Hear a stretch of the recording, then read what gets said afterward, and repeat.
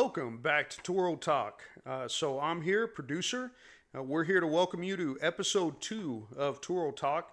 Today we have joining us Will Arndt, one of the Toros quarterbacks. We're here to visit with him.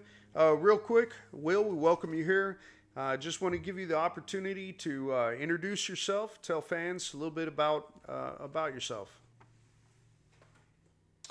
Yeah, well, first off, appreciate you guys having me on, and to the rest of the fans out there and the San Antonio community.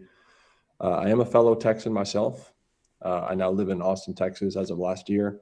I was born and raised in Connecticut, up in the Northeast, and spent most of my life there. And really, the last 10 years of my life, though, moving around quite a bit just because of football, and it's been an unbelievable vehicle for me. I'm 32 years old now, and I've been in pro ball, playing and coaching a little bit for the last 10 years. And it's been awesome. And, I'm super psyched about San Antonio. I've always thought it was a place that, like, man, I'd really be curious to check it out one day. And as the stars align, I get a chance to, and fired up to play for this organization and Coach Bedwell and all the good people I've had a chance to connect with so far. So we're building something special. I'm pretty fired up. Yeah, awesome. Well, we're definitely happy to have you on the Toros. We can't wait to see the team hit the field. So we're looking forward to that and welcome you here to ask you some questions. And the first question I had up that I wanted to ask you is in regards to your career path. We know that you've had an extensive career in playing. You've done some coaching, and now with the Toros, you're looking to get back on the field. So I just wanted to ask you, how has that journey shaped you as a quarterback? Yeah, I mean, as most of you football fans know, the quarterback position is definitely unique in terms of when someone peaks or how they progress, as opposed to a lot of other positions in football that are really just dependent on physicality.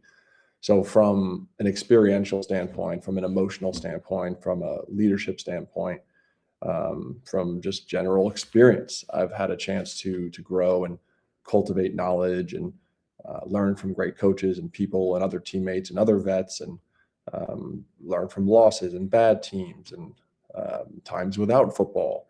And I think all of that hopefully will allow me to be a great asset for the Toros and what I can give to my teammates, the coaches, people in the community, and being a good example. And so uh, I love football at its core. It's something I've just always enjoyed doing.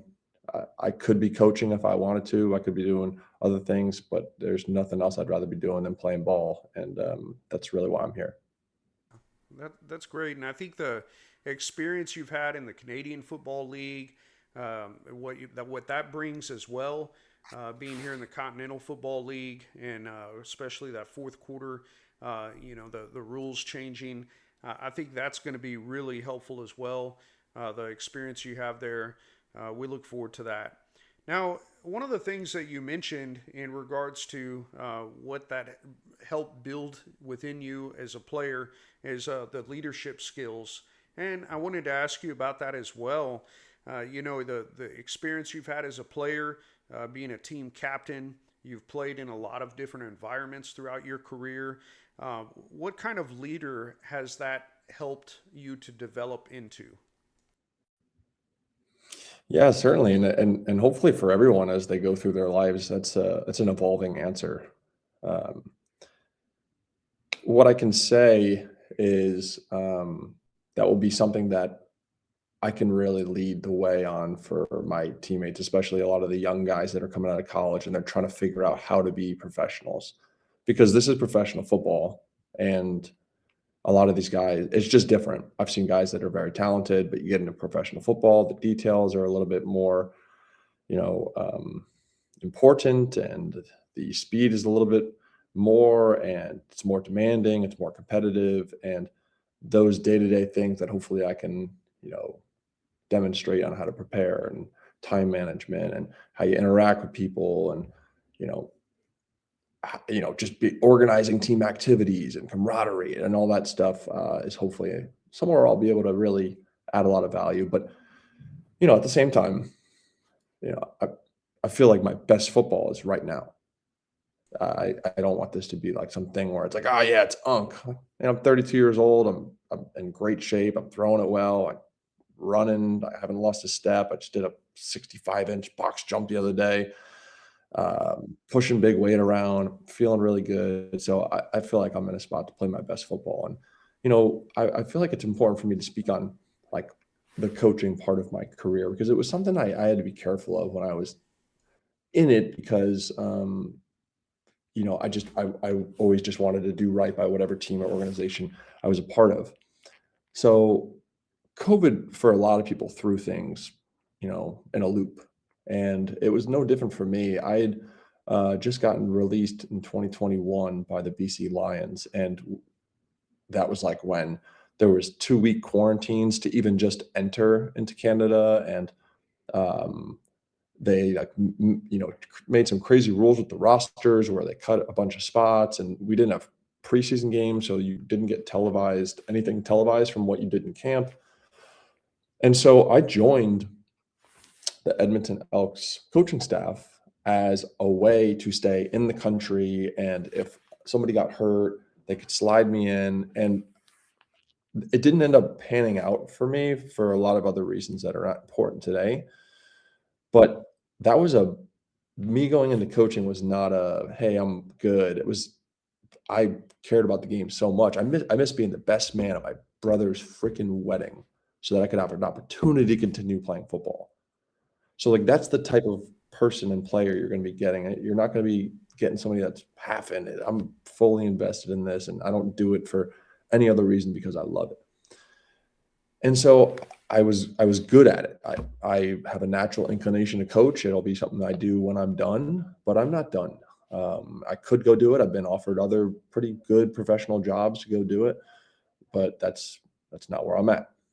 Where I'm at is I want to be on the football field, taking hits in the face from my teammates and throwing game-winning touchdowns and throwing for 500 yards. That's the stuff that I want to be doing. What we want to Watching see. film, lifting weights, running sprints. That's the stuff that I want to be doing. And coaching was awesome, but I got into it as a byproduct, as a labor of love to continue chasing my dreams. And I Yeah. was good at it, did it for 2 years. Kind of, once I got into it, it was like I kind of got, you know, shunned from the league a little bit because I get it. Like you can't play and then coach and then go back to playing on the same league. It's a slippery slope. So anyways, that's how that panned out. And I've nothing but awesome things to say about the CFL and my time there. And I really, really enjoyed it. And yeah, so that's pretty much in a nutshell how we got to where we are today. And I've had a couple opportunities fall through.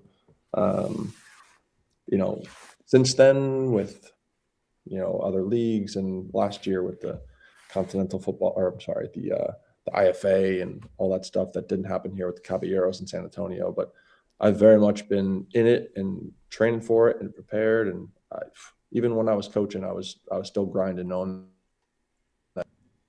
Yeah, and it sounds like you've got quite a history there, where you've faced adversity, but when you faced adversity, you still push forward, found a way to continue, and really that also shows dedication, resiliency. So there's a lot of good qualities there that you know you exhibited in that history. So that's pretty neat. Now you talked a lot about your coaching experience. You brought that up. With that coaching experience, now that you went from being a player to having some coaching experience, now going back to being a player, what do you think that brings to the table as far as how does it help you be a better quarterback, better you know, better player? Yeah, no, it's a great question, and I've gotten that question in like almost from a negative sense, as if I was like half out. And to me, it's more indicative of the fact that like I died as a player and got a chance to come back and do it again, and to be able to see kind of what goes on and wonder about how it works as a player. Um, so I've got a chance to see behind the curtain and have it taken away from me. And to be able to go back, I feel like a lot of people would understand and have had that feeling in their life of like, man, if I could just go do it again. And to actually get the opportunity to do so, that's what I'm really fired up about. And it's really my first opportunity to do so since I did have a chance to coach. It's cool. Well, we've got through some of the questions. We'll go ahead and go back to our sponsor. We've got a video to share in regards to them briefly, and then we'll continue on with a few more questions. At South Texas Spine and Surgical Hospital, we're not just a hospital. We're a community-driven, physician-owned institution with a passion for innovation in healthcare. We're consistently ranked among the top hospitals nationwide for patient satisfaction and clinical effectiveness by the Centers for Medicare and Medicaid Services. Our specially trained staff brings extensive expertise in orthopedic, spine, and pain management procedures, ensuring you receive the highest quality care every step of the way. Your healing begins with us. So once again, we're proud to have South Texas Spine and Surgical Hospital as a partner of Toro Talk. We'll continue on with the questions. I've got a couple more here for you, but to shift a little bit away from football, I hear that you've done some acting in your career. Anything you'd like to share about that or talk about in regards to your acting experience? Yeah, it's been since 2017. I did my first movie, which is crazy that that's 9 years ago. And I'm actually on set of a pretty prominent TV show right now. I can't say which one, but it's a pretty popular one, and um, that's what all this stuff is back here behind me. So I'm doing some work on this show, sports coordinating, and I'm the quarterback coach for one of the actors that's a main character on set here. And so yeah, it's been a really cool intersection of the things that I've learned and been around with football, and to be able to share it in a different industry, in a different field. It's been really cool. There's a joke in this industry like, hey, how'd you get into it? And everyone's got a different answer, a different story. But yeah, to be able to, I mean, football's been my life. And so I think when people pick up on stuff like that, it's um, there's a reason they want to bring you around and pick your brain and be around that type of energy. And that's the stuff I want to bring to my teammates and the team, is just the love of the game and it being very obvious and contagious and authentic. So that's the type of stuff I'm looking forward to, getting there and being inside the building and getting to know people and just freaking play football. Yeah, cool. Yeah, that's pretty neat. Glad you got to experience that, get some acting experience, be in a movie. I hear there were some pretty big name actors, or at least one pretty big name actor in that movie. So that's pretty interesting. But Yeah, um, I guess I will. I probably didn't answer the question as well as I should have. I have worked on a few different projects going back to Paterno, which was an HBO football project, and I was the main character football double in American Underdog, so the one about Kurt Warner. So everything football you see in that movie, that's your boy. And Chad Powers, and we filmed Madden last year. Um, Ballers, yeah, just a lot of projects over the years that's been, and then commercials, and had a chance. Yeah, I did something with Matthew Stafford last year, which was pretty cool. So yeah, just a really neat intersection where you get to meet good people, and if you're good at the game, sometimes it's good to be back. yeah, that's pretty cool. Well, we look forward to whatever upcoming project you got, whatever it is. We'll keep an eye for it and look forward to watching it. Um, so, one final question, just looking ahead, um, where do you see yourself as far as your goals moving forward, whether with the Toros in football or whatever it may be, and ambitions that you have? Where do you see yourself moving forward? I mean, the delusional version of me would play football until I was 40. But I don't know, somewhere in and around football. I think we all can agree that life is a funny way of working sometimes, and you make plans and God laughs. But you work hard, you're good to people, and things tend to work out the way they should, even though it's very unclear at the time. Um, but yeah, somewhere in and around football, whether that is, playing next year. I, I'm a Texan, so can't tell you how cool it is to be able to play in San Antonio for me. Uh, Coaching, in the film industry, working in and around football in that capacity. But yeah, I'm a football guy. I mean, and at the same time, I'm not a total blockhead. I'm graduating with my MBA this spring, and I've had other experiences. But yeah, if I had the choice, I'd be in and around football for the remainder of my working days and probably beyond. Yeah, awesome. Yeah, as far as the Toros go, of course, we wish you the best of success on the field. We're looking forward. Can't wait for the season to start. But in all endeavors, moving forward, of course, we hope you succeed at those. So once again, wish you the best in regards to that. It's been great interviewing you. I appreciate the opportunity to speak with you and come in here on Toro Talk. For everybody out there, once again, I'm producer, and this is Will Arndt, and so we're happy to join you here for this episode. And thank you for joining us. And we'll get out of here with Vamos Toros. Hell yeah.